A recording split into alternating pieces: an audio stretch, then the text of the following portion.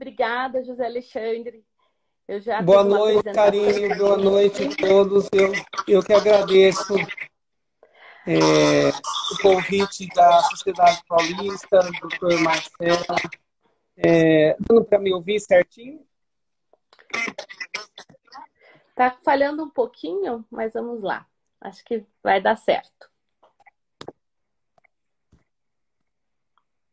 Oi. Oi.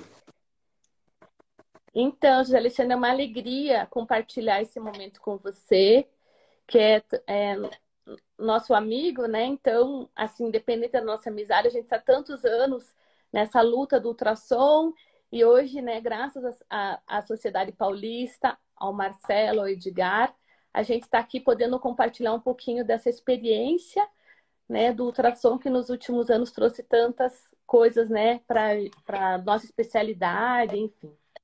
Eu até queria começar a conversar um pouquinho para saber o que você, por que você começou a fazer ultrassom, o que você achou importante, né, trazer, agregar essa ferramenta diagnóstica para a nossa especialidade. Na verdade, muitas questões que não nos respondiam, né, a clínica, e aí a gente foi estudar mais sobre a ultrassonografia, né, para ver se agregava na prática clínica. E foi essa situação que foi nos levando, desde 2007, a começar a estudar esse método que vem cada vez mais nos ajudando no dia a dia. Tá, Jó? Tá muito eco aí, não sei o que está acontecendo. Se tiver um fone, seria legal. Mas a gente vai. Realmente, eu acho que agregar, né, dentro da nossa especialidade é uma grande importância, né, do ultrassom. Né? Então, assim, a gente sabe que começou, né, nas artrites, estava comentando isso antes de você entrar, né? Então, parece que começou, a gente sabe que começou isso nas clínicas de artrite iniciais, né, para o diagnóstico diferencial das artrites em si, né, especialmente, né, em relação à artrite reumatoide, né, que a gente sabe que tem um grande potencial e no diagnóstico diferencial das microcristalinas em si, enfim, né? Então, eu gostaria de saber para você, se fosse para a gente ilustrar, né, quais são os pontos importantes para esse diagnóstico das artrites, o que o ultrassom que precisa saber, o que é importante, entendeu? Esses pontos em relação a esse diagnóstico das artrites, o que você vê isso no consultório? Até daqui a pouquinho eu vou emendar com a pergunta da doutora Vanessa, né, que tem relação com as artrites também, que ela fez uma perguntinha em relação ao Power Doppler. Na verdade, Karine, todas as questões de a, a, as artropatias, elas têm várias particularidades, né? Então, o que acontece? Muitas mimetizam a artrite reumatoide, por exemplo, condrucal, até a gota hoje em dia, com ultrassom de alta resolução, a gente consegue fazer avaliação de dano estrutural em mão, né? E que muitas vezes mimetiza a artrite reumatoide e não é, principalmente em um estado precoce. Então, assim, tem várias particularidades. Eu costumo falar que o ultrassom, ele não é só a avaliação de um sítio articular na reumatologia. Ele é, na verdade, o conjunto da obra, né? Quando a gente tem que juntar vários indícios juntamente com a clínica e para formar um diagnóstico seguro, assertivo, né? E até precoce para direcionar melhor o tratamento, né?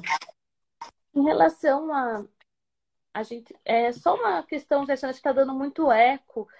Será que tem algum aparelho, só desculpa te interromper, algum aparelho perto de você que tá o pessoal está falando um pouquinho, realmente o áudio está com um pouquinho de Não eco. tem nada de eco aqui. Só se o. Será que o Edgar não desligou o telefone naquela hora? Não sei, não, acho que não, mas acho que é alguma coisa. Bom, então vamos indo.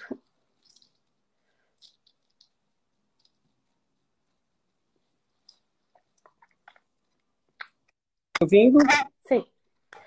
A gente gostaria de conversar. Você comentou e realmente a importância, né, das artropatias microcristalinas. A gente sabe, né, que quando a gente avalia uma artrite, enfim, a gente tem a proliferação sinovial, que é super importante, mas a gente sabe do CHAN, né, que é o Power Doppler, né? Eu gostaria que você comentasse, porque isso é uma dúvida, e é uma dúvida até minha no início, né? Então, assim, ainda existe um grande questionamento em relação a isso. Qual a importância de você ver a proliferação sinovial, que seria, né, vamos comentar em relação àquela cinzinha, né, ao que a gente vê, né, e pode ser uma artrite residual ou não no ultrassom, ou em relação ao Power Doppler, né? E o que significa isso? Até para quem não faz ultrassom e pede um ultrassom, por exemplo, um punho e vem descrito proliferação sinovial sem Power Doppler. O que é importante a gente, quando a gente vê um laudo, né, de uma artrite em relação à proliferação sinovial e Power Doppler? Daí eu continuo essa questão com a doutora Vanessa, que perguntou qual é a potência, né, em relação ao Power Doppler, né, para a gente saber, né, se ele está sendo bom ou não, e se existe uma diferença entre isso, entre as marcas das grandes marcas, né, que tem aqui no Brasil, em relação a Exaot e GE, né? Então, você comentar um pouquinho desses dois achados que eu acho que são fundamentais quando a gente pede ultrassom para seguir, né, uma linha em relação a esse diagnóstico precoce. Tá. O que a gente observa, né,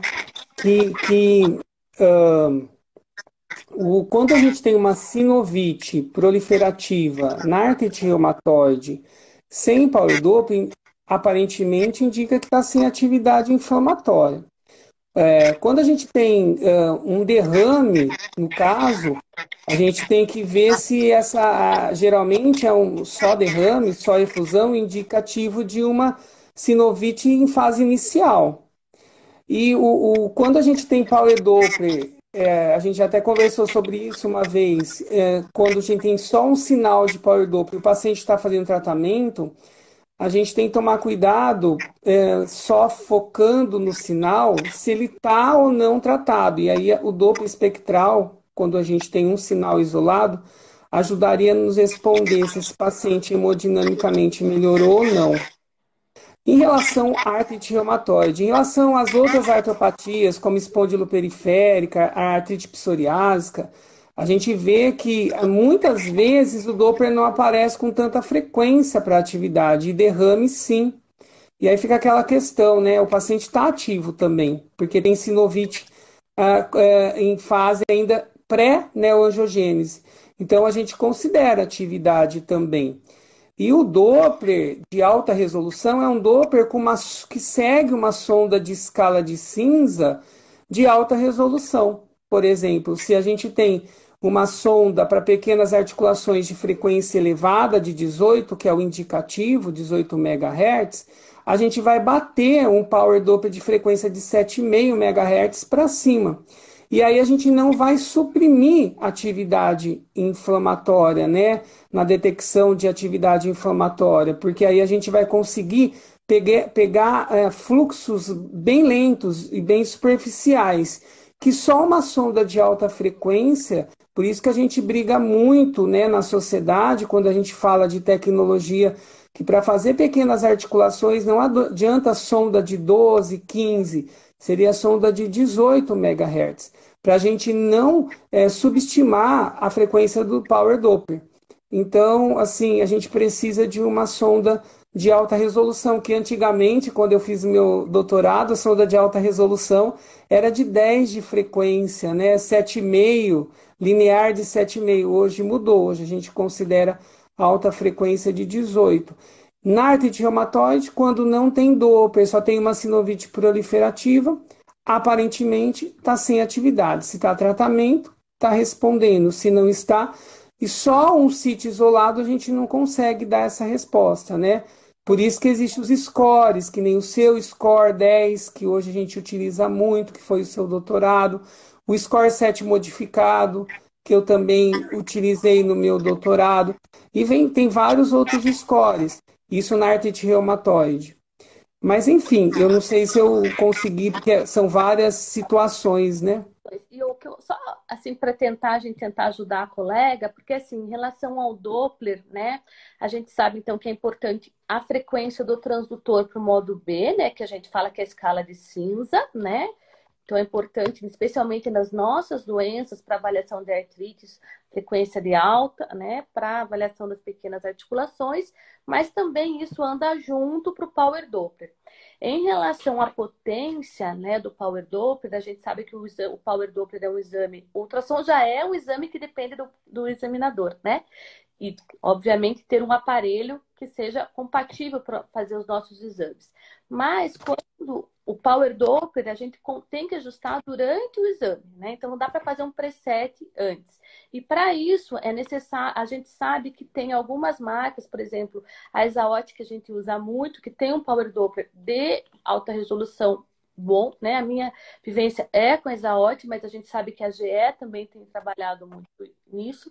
Ela perguntou alguma coisa com o Samsung, e eu não tenho prática com isso, mas com essa marca, mas a gente... Eu já usei, são excelentes também, Samsung, com alta frequência, sim. Então, a frequência, sempre procurar o Power Doppler, não é, José Alexandre? Ajustar isso durante o exame, uma frequência acima de 10 para pequenas articulações do Power Doppler já é suficiente. Eu não sei se você tem mais alguma coisa para complementar. É aquilo que você falou, né? Sempre usar, avaliar, né? Quando a gente pega um exame, escala de cinza, barrinha cinza, né? Se tem aquela frequência lá em cima do exame que tem que ter. E quando é Doppler, aquela barrinha geralmente é colorida, é padronização laranjada, mas pode ser o colorido do Doppler, né? E aí tem que estar também uma frequência indicado lá. Então, isso já nos indica se o exame está sendo bem feito tecnicamente, né? Então, essa questão que seria colocar para a gente, falando da tecnologia, isso é importante. E aí, depende das marcas, né? Tem umas marcas, já saiu até um artigo do pessoal do Meract, marcas que são mais potentes em resolução que no Color, do que no Power e vice-versa. Mas isso não perde muito o quesito se você tem uma sonda de alta resolução, né? De escala de cinza de 18, por exemplo, que vai ter uma frequência boa do Power Doppler para um exame adequado, né? Ah, legal. Eu acho que aproveitando, a gente pode falar um pouquinho, porque assim, é uma grande. A gente sabe que o ultrassom, né? Então a gente utiliza muito já na nossa prática, né, do consultório, para o diagnóstico diferencial, como a gente está comentando, né? Eu vou voltar um pouquinho, daqui a pouco falar um pouquinho do cristais, porque eu acho que é super importante também a gente falar um pouquinho das etiopatias microcristalinas. O nosso presidente, o doutor Marcelo, está perguntando uma coisa das tendinopatias, eu já vou voltar, mas eu só queria comentar um pouquinho, porque teve um colega que comentou aqui, o doutor Jorge, de Porto Alegre, pergunta, um abraço, né, para os colegas de Porto Alegre. Obrigado. Já tem alguns amigos aqui, mas eu gostaria de falar um pouquinho sobre essa história do reumatologista, né? Que até começamos assim a nossa conversa, né? Por que você, como reumatologista, até eu comecei a fazer o ultrassom? E como que tá essa história, né? Qual é o nosso conflito? Não existe, né? Mas assim, se existe ou não, né? A sua opinião em relação a um possível conflito, ou como existe uma negociação entre nós, né, e os radiologistas, né? O Colégio Brasileiro de Radiologia, eu acredito que a gente já tem bem estabelecido, né, que o reumatologista pode fazer ultrassom, a gente já tem a nossa habilitação, né, dentro da sociedade, a gente já tem tudo isso, e eu acho que o paciente, em relação a convênio, a gente tem alguns, eu consigo atender convênios, eu sei que outros colegas também, então já existe essa negociação, né? Então a gente já tem algo bem solidificado dentro da nossa sociedade, né? E a gente já tem uma conversa com os radiologistas para esse fim. Eu não sei se você tem mais alguma coisa para comentar. Eu acho que são. Queria agradecer ao meu amigo Dib, lá de Porto Alegre. Então, a questão é o que você colocou, né? A gente já tem a nossa habilitação, já estamos na segunda versão, né? Depois de muita luta, graças a Deus conseguimos aí, né? Na gestão do Dr. Provenza. E isso já começou lá atrás com o Dr. César Barclini, com o Georges, enfim, que nos ajudou muito, né? E hoje, o que que acontece? Na verdade, questão de operadora, né, Karina? A gente tem amigos nossos, Leonardo, no Sul mesmo, ele tem várias operadoras. Então, na verdade, é regional, né? Por exemplo, e também de interesse, vai de interesse, né? Hoje, por exemplo, na minha região, não há interesse de eu entrar numa operadora para fazer um exame tão complexo, né? E depende muito do que o colega, o acordo. O nosso colega fez um acordo interessantíssimo no Sul, né? Você também você tem operadoras, então assim depende muito da região. Então depende muito vamos dizer assim, do acordo com a radiologia e da operadora, que geralmente que sustenta nas mãos na verdade quem vai entrar na operadora em relação à imagem. Mas eu acho que isso já está, graças a Deus, bem pautado, deu tudo, tá andando bem, né? A gente conseguiu o respeito da Sociedade de Radiologia, né? Do Colégio Brasileiro de Radiologia, e estamos caminhando, né? A gente já fez há algum tempo já de trabalho de ultrassom na reumatologia, né? Você hoje como presidente da comissão, né, coordenadora da comissão de imagem, a gente tem hoje um grupo bastante interessante, trabalhando, ativo, né, e a gente está feliz com o resultado. E a gente está indo para a segunda versão da prova. Isso é importantíssimo agora na gestão do Dr. Xavier, né, que também está ativo no processo. E estamos indo. Eu acho que assim, essa questão de operador é muito regional e em relação à radiologia, a gente já ganhou o respeito do exame e estamos caminhando. Obrigado, Divi. Pode até falar um pouquinho, quando a gente fala muito de radiologista, né, que são nossos colegas, vamos puxar um pouquinho até para a pergunta do Dr. Marcelo, que tem relação até com a parte da radiologia, das tendinopatias, porque assim, a gente sabe, né, em relação às tendinopatias do nosso dia a dia, dos atletas, que o ultrassom é fundamental, né, para esse diagnóstico. E nós, até para nossa especialidade, isso é interessante porque o colega, né, na verdade os pacientes, né, e até às vezes os colegas que não são da área, encaminham até para ortopedista, não sabem muito da nossa área de atuação. Então é interessante, né, porque o ultrassom também nos agregou, né, para a gente deixar mais, solidificar um pouquinho mais o uso do ultrassom para isso. A gente sabe que o ultrassom, queria até ver a tua opinião do dia a dia, porque isso eu pego muito na prática, no ambulatório, né? A gente tinha muito isso no Hospital São Paulo, graças à Rita, né, a doutora Rita, que eu mando um beijo, né? Então, assim, que Também, mano.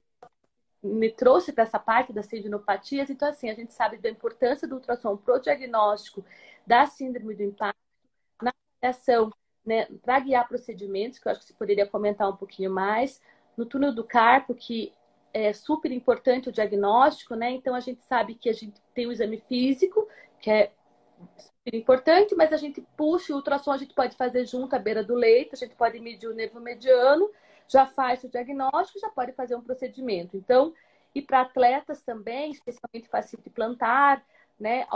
Alguma tendinopatia, né? Tendinopatia de patelar, então, ou tendinopatia lúteus, bursite trocantérica. Então, essa área de atuação do ultrassom é super importante também, não só para o diagnóstico, mas também para as procedimentos, sim. A gente hoje infiltra guiado muitos casos de partes moles, né? Desde túnel cubital, desde túnel do carpo, desde túnel do tarso, a gente faz bastante procedimento e é maravilhoso, né? Porque a gente sabe que na literatura 50% a cega você pode transfixar, né? Então, no túnel do carpo você vai lá, vê o epinervo, é muito superficial. Se você entrar um pouco mais com a agulha, você transfixa o tendão. Aí você vai lá, infiltra, pere, tendão. A gente já fez vários diagnósticos de comprometimento de nervo com hanseníase. Então, assim, do nervo ulnar. Então, o ultrassom, ele agrega valor nas questões, até mesmo quando você vai fazer uma inflamatória, você vê que a diferença no paciente com uma bursite, uma tendinopatia de pata de ganso, Em psoriásica, em espondioperiférica, eu já vi muito essa diferença. As bursites desses pacientes com inflamação são maiores, são diferentes de sobrecarga. Temos na inserção, muitas vezes, na pata de ganso, um aumento do fluxo, acoplado ao Doppler espectral, uma resistência interna baixa, que quando a gente tem esse vaso no paciente que é por sobrecarga somente, por aumento do peso, em partes moles sem um quadro inflamatório, a gente vê muito que não existe essa circulação aumentada, não tem vários entesófitos, como a gente pega nesses pacientes, inclusive até no tendão do glúteo médio. A gente vê muita diferença no paciente com uma tendinopatia do glúteo médio, ou por calcificação, ou no grande trocânter, região anterior, diferente dos pacientes com inflamação, que existe muito Doppler também na inserção do glúteo médio no recesso posterior do ilíaco. Então, ajuda muito essa diferenciação, neuroma de Morto, e aí vai. A gente vê bastante situação. Fora das duas coisas, não apenas a partes moles, né, que a gente sabe que tem pelo uso, pelos nossos atleta, mas também para a gente fazer esse diagnóstico diferencial, especialmente nas espondiloartrites, que eu vou falar logo mais. Mas antes, eu quero só, primeiramente, agradecer, que tem muitos colegas aqui, mandar um beijo para alguns aqui, para os nossos colegas do ultrassom, a doutora Aline, né, o doutor Leonardo, a doutora Ingrid, a doutora Inês, que eu vi que entrou aqui, e alguns outros, a doutora Daniela, que é pediatra, a doutora Malu, que está sempre nos ajudando, agora também está conhecendo o ultrassom. E eu aproveito para agradecer a pergunta da doutora Nafice, que fez uma pergunta sobre a importância do ultrassom, e isso eu acho que tem muito a ver. Um beijo para a doutora Nafice, que está sempre com a gente, nos apoiando, né, na sociedade. Eu queria perguntar para você, ela fez uma pergunta em relação ao uso do ultrassom em pacientes com hiperuricemia assintomática. Eu sei que você tem uma linha de estudo vasta em relação ao ultrassom nos pacientes com artropatias, especialmente na gota. Eu acho que isso nos ajudou muito, né? E eu queria que você comentasse um pouquinho sobre a sensibilidade, né, em relação ao de mais de gold standard, né, que é a análise do líquido sinovial, né, em relação ao ultrassom com o líquido sinovial, né, que já tem estabelecido na literatura, e falasse um pouquinho dessa pergunta dela, que foi excelente, em relação aos pacientes com hiperuricemia assintomática. O que você, se tem alguma coisa no ultrassom, o que você vê isso na tua prática? Obrigado, doutora Nassif, é um prazer aí. Então, o que acontece? O que a gente pega muito na prática clínica a gente vê paciente com artralgia e com ácido úrico normal, né? E aí a gente vai avaliar, e sem artrite, principalmente nos membros inferiores do metatarso, que a gente tem o coxim gorduroso, que às vezes não apresenta os sinais flogísticos clínicos, a gente vê muita sinovite arenosa, tofo intrasinovial, principalmente recesso lateral do primeiro dedo, que muitas vezes vem o paciente com aquele hálux valgo, mas quando tem só valgo com um processo osteodegenerativo intenso, mas a gente pega também nesses pacientes que têm assintomático, no caso o ácido úrico, e tem essa artralgia, quando a gente vai ver lá no primeiro metatarso, a gente vê o duplo contorno, a gente vê esse tofo no recesso lateral do primeiro dedo, e também o depósito que a gente deve sempre procurar na cartilagem, a cartilagem condilofemoral, que a gente vê bastante esse depósito, né? E também peritendíneo, muitas vezes a gente vê esse depósito de urato diferindo dos cristais de cálcio, né? Que geralmente é tecido fibrocartilaginoso, dentro do tendão mesmo, e também na cartilagem internamente, né?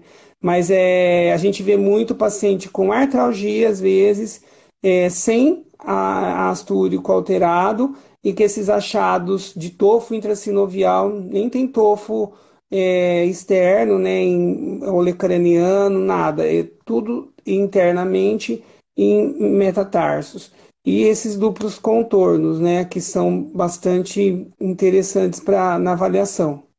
Você vê isso num paciente só com hiperuricemia, você vai considerar isso, entendeu? Se você tiver. Quando você tem esse quadro de achados, de vários desses achados, com ácido úrico assintomático, a gente considera. Já é um quadro estabelecido de imagem, né? A gente precisa considerar, né? Só para deixar. E eu acho que é uma coisa legal, porque a gente tem uma dificuldade, às vezes, né, na prática, né? Claro que tem a dificuldade do ultrassom, eu sei, do operador, não são todos os locais que têm acesso, mas ao mesmo tempo, né, não tem todos os locais que têm acesso para a visualização do líquido sinovial. Então, né, então a gente fica, né, o ultrassom é uma forma mais rápida, às vezes, novamente, um exame de beira do leito, né, com uma extensão do exame clínico que vai nos ajudar para esse diagnóstico. Né? Então, acho que é interessante falar essa. Esse diagnóstico diferencial, né?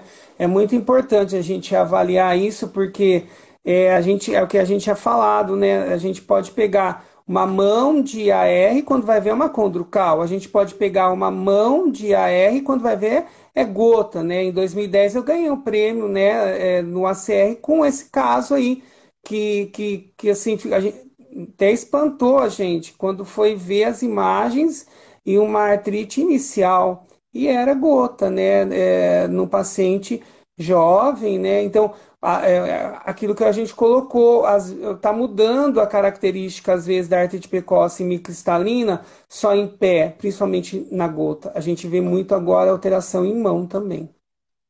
Eu vi que a doutora Virgília estava aqui também, mandar um beijo para ela e aproveito, né, para te perguntar, porque a gente sabe da abordagem, né, da, nas artrites, em geral, né? Acho que eu vou tentar voltar um pouquinho para falar um pouquinho das espôndilos, mas assim me veio, acho que a gente tem que falar um pouquinho também em relação às outras doenças que agora a gente não tem muito essa prática clínica aqui né, a nossa realidade, mas eu acredito que isso agora com os novos critérios, né, já mais bem estabelecido, eu acredito que a gente tem que comentar especialmente, né, em duas situações importantes, que é no caso da síndrome de Sjögren, né, e nas vasculites, né? Eu acho que o ultrassom veio para nos ajudar e até puxando, né, o link em relação às artropatias cristalinas, na síndrome de Sjögren, eu gostaria que você comentasse um pouquinho, né, como que se faz essa abordagem para avaliação das glândulas salivares,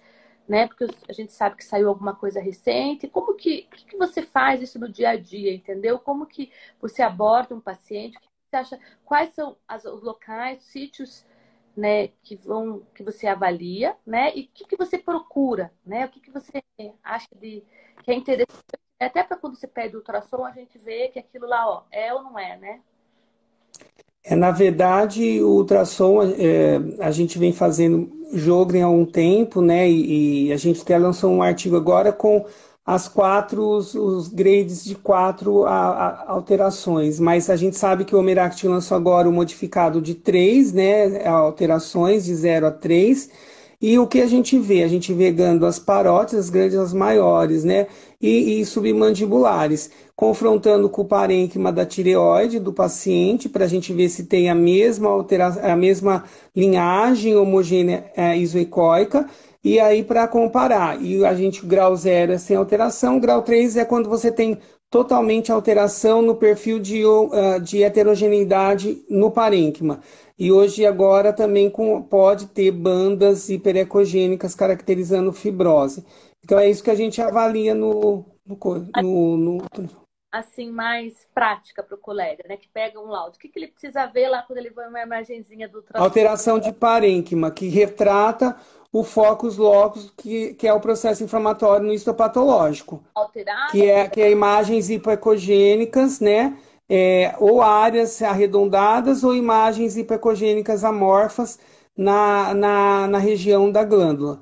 E a gente pode também ver o Doppler, que o Doppler pode estar alterado também, ou aumentado, né, o fluxo sanguíneo, com uma resistência interna baixa. Isso pode ser estudado também associado.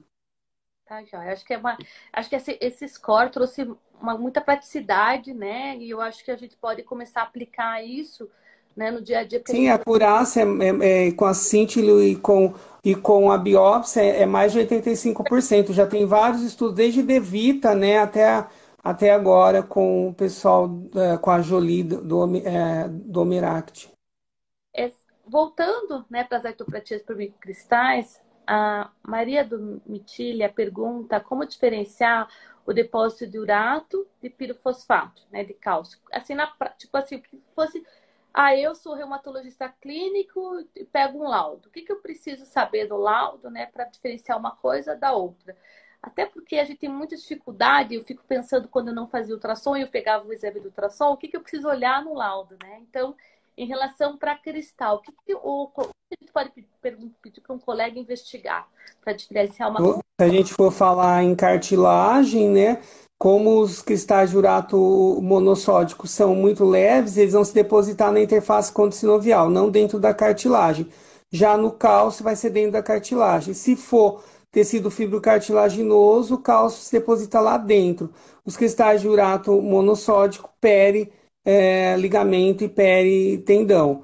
Então, a gente vê muito cálcio dentro de menisco, dentro de ligamento triangular fibrocartilaginoso, dentro das cartilagens condilofemorais. Já no urato é a cartilagem, tendão, estrutura de partes moles. Clássico sinal do duplo contorno, né? Eu acho que isso que O duplo contorno é gerado pelo depósito na interface, né? Que é rente à cartilagem, ele não transpassa a cartilagem, fica só na interface, né? Nessa película onde ele se deposita e dá essa imagem hiperecogênica igual a impedanciometria do osso, né? Da cortical óssea, branco forte. acho que a doutora Virgínia perguntou assim: e o duplo contorno é brilhante? Como não é só. O duplo contorno é brilhante, doutora Virginia, ainda mais quando você tem um macetinho de mexer na máquina, que a gente chama de contraste, que é o dynamic range. Quando a gente baixa muito, a gente fica mais brilhante ainda. O grande pegadinha é quando você tem o duplo contorno, se você faz a basco, a angulação, mexe na angulação da sonda, ele permanece. Na interface, se for interface, desaparece. Então, quando a gente faz isso, dá para ver esse brilho importante que fica mesmo com a angulação alterada da sonda no duplo contorno. Eu acho que a gente pode até. Eu gosto muito de êntese, né? Adoro. Agora, então, assim, não só eu, como muitos colegas que estão por aí, nosso presidente que adora êntese. Vamos falar um pouquinho das espondiloartrites, porque eu acho que é interessante, porque a gente tinha muita dificuldade, né, em relação, eu acho, ao exame clínico da êntese, né? Apesar do treinamento, de tudo isso, eu acho que a gente precisa comentar um pouquinho da êntese. O que você, assim, se fosse para você falar quais os locais que você avalia na êntese, né? Eu queria saber a tua opinião, porque a gente pode entrar até numa discussão, porque é uma coisa que gera muito, né? Os colegas pedem, ou até um clínico quer pedir um ultrassom para um radiologista e não sabe qual o local para pedir, né? E o que ele deve avaliar. Na verdade, se a gente for ver o ultrassom, confrontando com os scores de Spark, Lay, é diferente, né? A gente tem um score, que é o score de Massey, que é um score já bem estabelecido. Tem vários estudos, tanto em psoríase como artrite psoriásica, IJ, e já está bem estabelecido, tem vários estudos, e tem espôndilo. Só que que acontece, né? Eu acho que eu uso o Massey bastante, que é o cotovelo, que é a êntese do triceptal, as ênteses do quadríceps femoral e do patelar na inserção proximal distal no joelho, e o tendão de Aquiles e a fáscia. O grande problema, quando a gente vai para o cotovelo, a gente já viu muita questão de entesopatia ativa, né, com entesite ativa, em inserção do epicôndilo lateral ou do epicôndilo medial, que não é contemplado pelo Massey. Aí a gente vai no joelho, a gente vê muita entesite também nesses pacientes na pata de ganso, que também às vezes não é contemplado. Eu acho que o patelar é fantástico para ser visto, porque muitas vezes ele diferencia quadro metabólico, paciente diabético, que tem muita osteoartrite ou microcristalina, ele diferencia. E a questão da definição do Meracte, diferenciando o que é de sobrecarga funcional do que é inflamatório pela escala de cinza, quando tem um processo inflamatório crônico, né? Que são aqueles achados, vários entesófitos, erosões, calcificação na inserção. Quando tem Doppler, 2 milímetros próximo da êntese, a gente facilita, mas muitas vezes não tem. A gente pega paciente já, que já paciente já tem uma síndrome metabólica, né?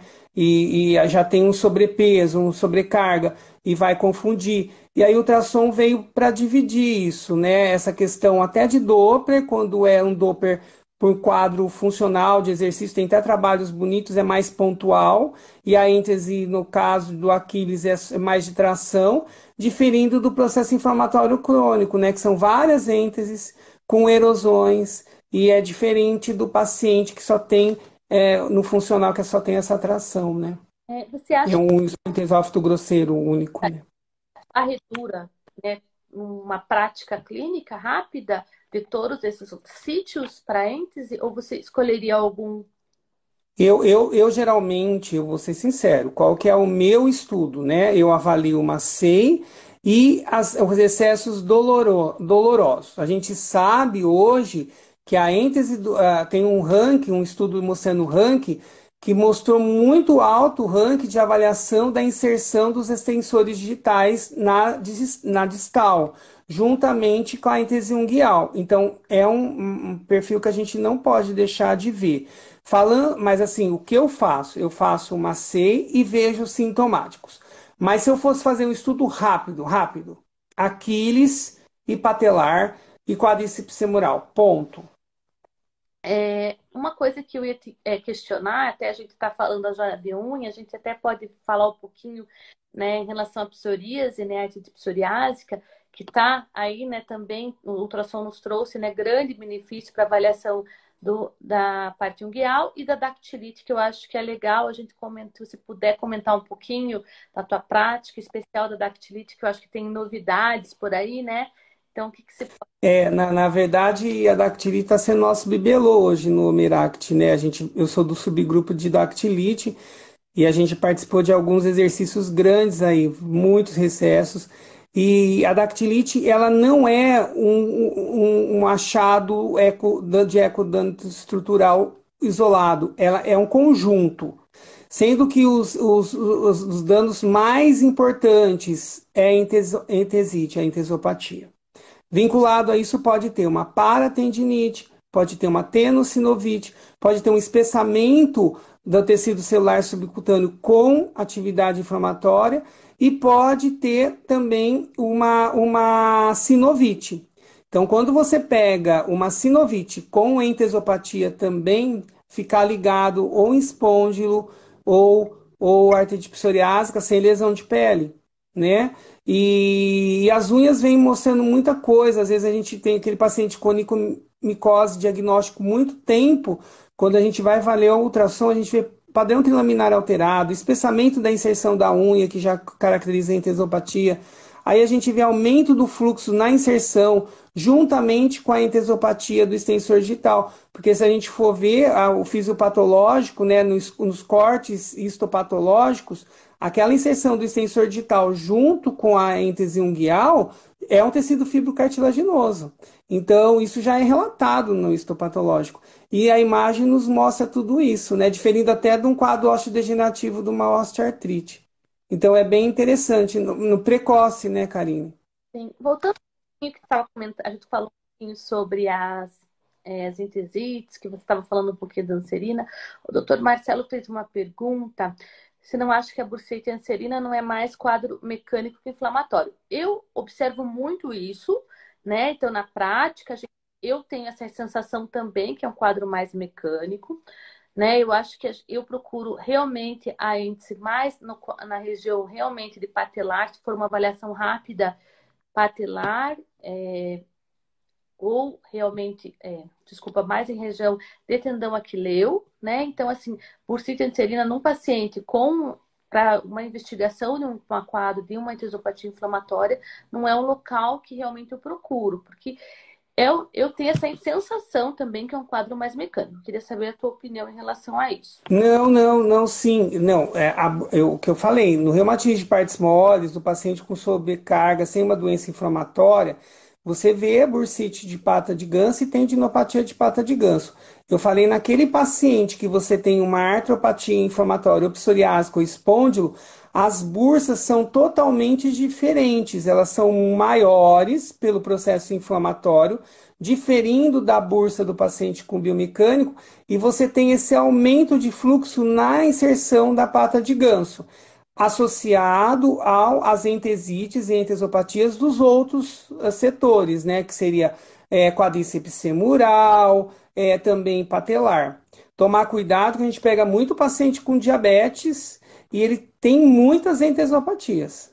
Muitas. E isso e a gente tem que tomar cuidado. A diferença é que não tem tanto Doppler, e a diferença é que não tem esse quadro erosivo tão importante. Tem muitas ênteses, mas pelo distúrbio metabólico. O quadro de entesopatia de etiológica é muito, né? Desde virose, fluorose,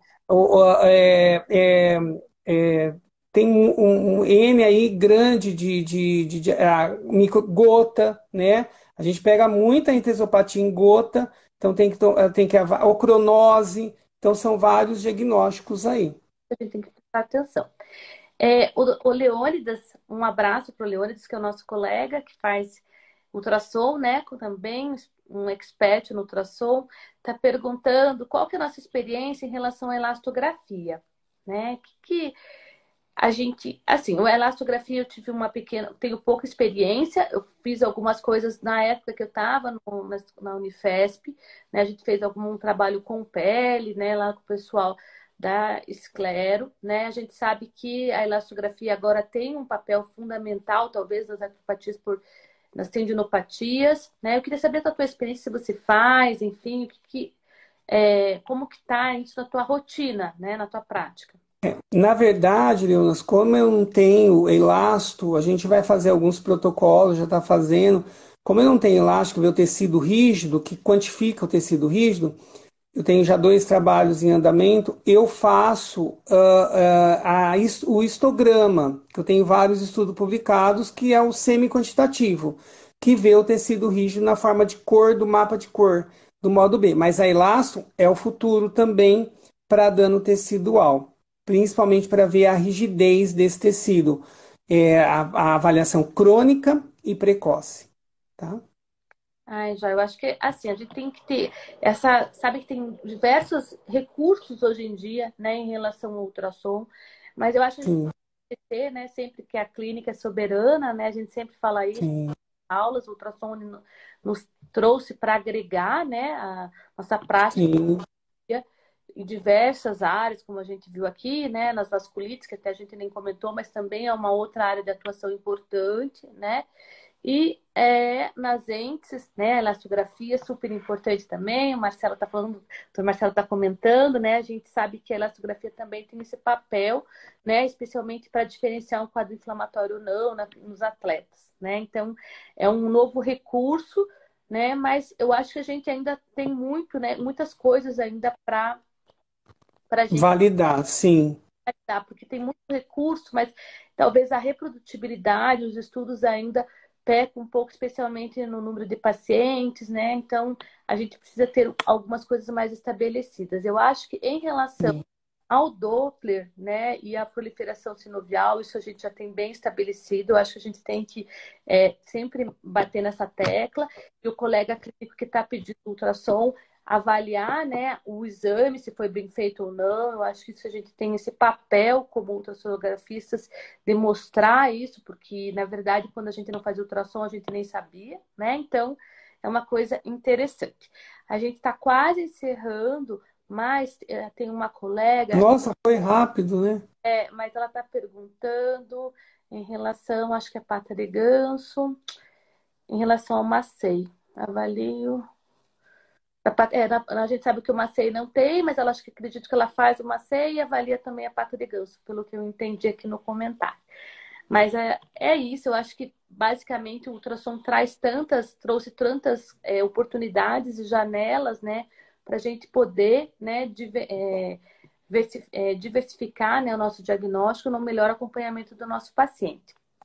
Eu gostaria só de você dar um recadinho, Alexandre, acho que é interessante, porque tem muitos colegas que perguntam para mim o que a gente faz, né? Ah, como é que eu começo? E alguns residentes, né, que também presentes, como é que eu faço para começar a fazer ultrassom, né?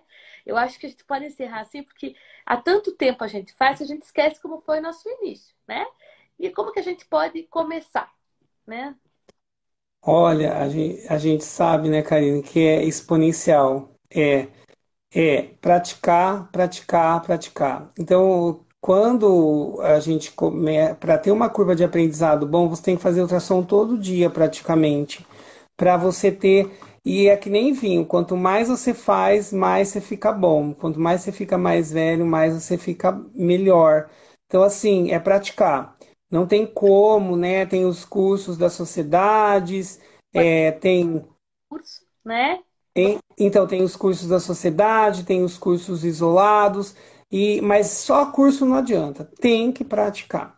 E eu sei o quanto a gente fez, né? No caso, a Karine e eu também fomos para fora, a gente estudou bastante sozinho também, e hoje, graças a Deus, está tudo mais fácil, né?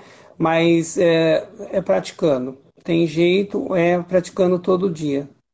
Só para encerrar, né, fazer um convite a todos os colegas que querem começar, né, nesse percurso do ultrassom no final do ano, no início de dezembro a gente vai ter o curso, né, promovido pela que tem a chancela da Sociedade Brasileira, né? Então a gente logo vai estar divulgando nas mídias, mas vai ser início de dezembro, curso básico intermediário, e a gente tem uma grande conquista da nossa sociedade, né, com nosso ex-presidente, o doutor Provença, que iniciou esse caminho, né, abriu esse caminho para nós, que é a habilitação. Então, a sugestão para todos os colegas é fazerem os cursos, né, o básico, o intermediário, né, se tiver, claro, a oportunidade de fazer um curso fora também, claro, do ACR, mas O Miract, né, do Eular, né?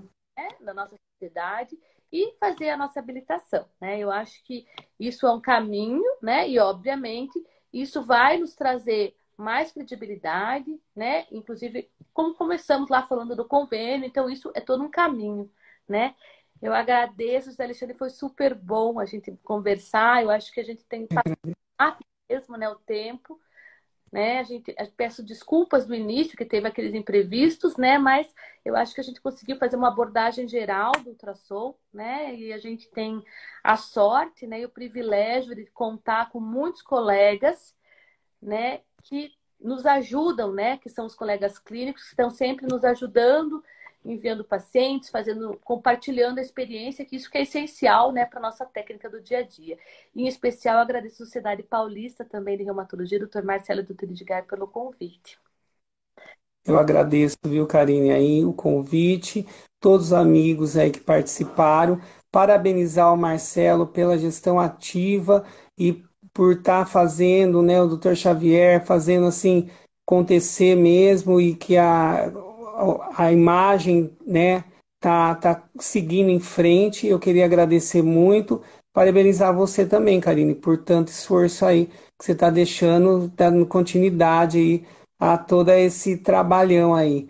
Parabéns, obrigado, Edgar, obrigado a todos, viu? Uma boa noite a todos. Estão perguntando da data, vai ser da primeira semana de dezembro, mas a semana que vem, se Deus quiser, a gente divulga. Vai ser em São Paulo o curso, só para deixar bem feita a propaganda. Verdade. Obrigada. Boa Um noite. abraço, tchau, tchau.